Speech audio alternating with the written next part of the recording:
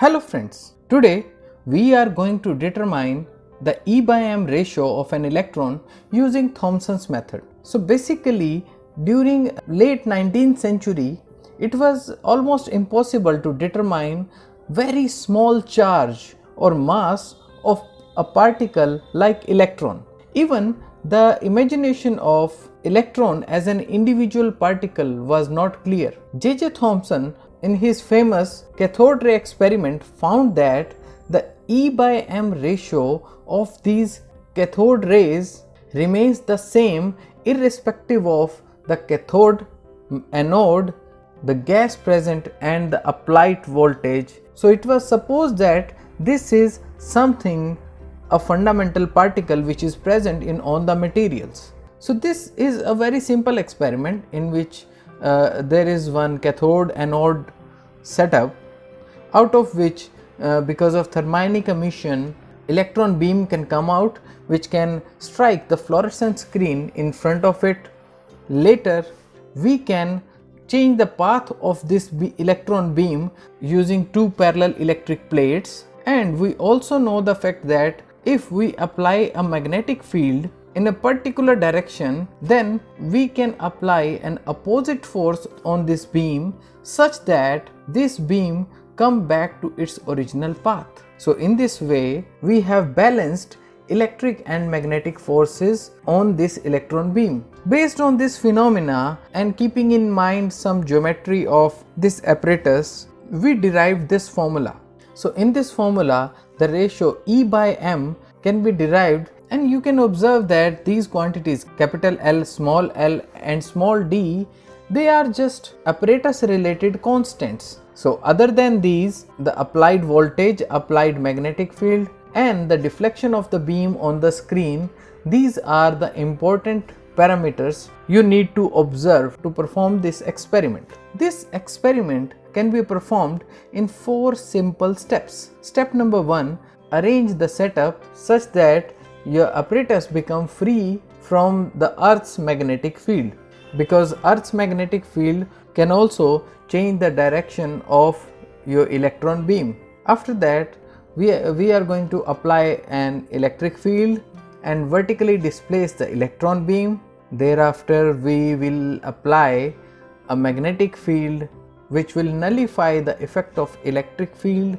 and finally the measurement of magnetic field is important so that we reach to a final result in this experiment. So overall in these 4 simple steps we are going to perform this experiment. Let's move to the first step. So let us consider this is the setup of directions in our laboratory. So for this experiment, first we require a wooden stand like this, and we need a wooden box having a compass attached with it which can easily be fitted at this place. From other perspective this will look like this. So in this you can observe that the small black piece is in fact the magnet, and perpendicular to that magnet we have this metallic needle. So overall this magnet aligns itself in the north-south direction, and this metallic pin shown in blue color here is perpendicular to the magnet in the east-west direction.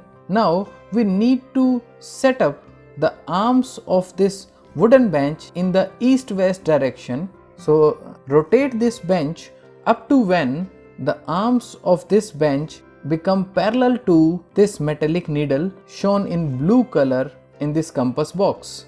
So this is the very initial step to be performed before starting this experiment. Now we also need a CRT tube. Now just remove the compass box and place the CRT tube at its place.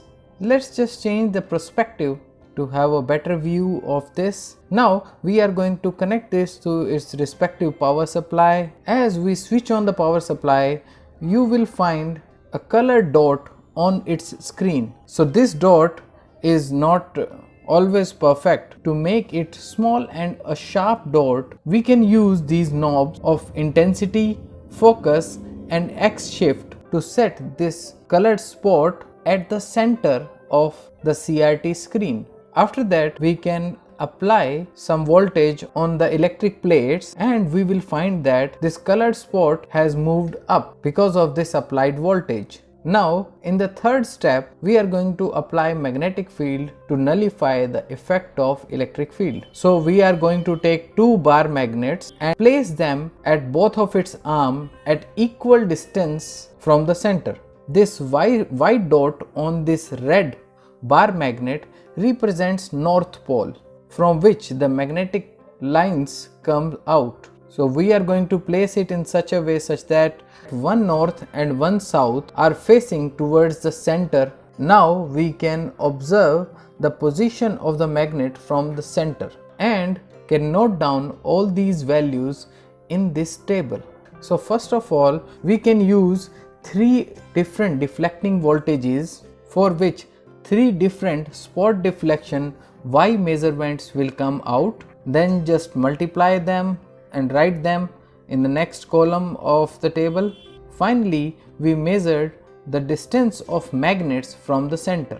Similarly, three more observations can be taken. So this is the case in which if we reverse its direction using this toggle switch, but in that case the spot will go down, and we apply a reverse magnetic field to nullify its effect. So in this way, 6 observations can be observed. Now the experiment is almost finished, but the most important part of this experiment, which is the measurement of the magnetic field, is still pending.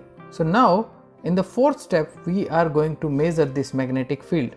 So the measurement of this magnetic field can't be performed using a gauge meter because this magnetic field is very small. So now let us come back to the previous position again, in which we have the compass box at the center of this wooden stand, and we have placed these magnets on the same position at a distance d from the center, and then it shows some deflection. Initially, the horizontal component of Earth's magnetic field is in this direction, in which direction this magnet was pointing earlier. Then we applied a magnetic field in this direction using these bar magnets. So as a result, the resultant magnetic field is in this direction, in which direction this bar magnet is pointing now. So overall,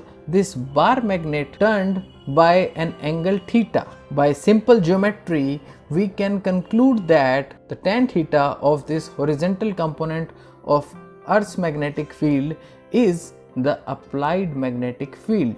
So we are just going to note down these deflections for all the values of d, and then we are going to calculate this value BH tan theta.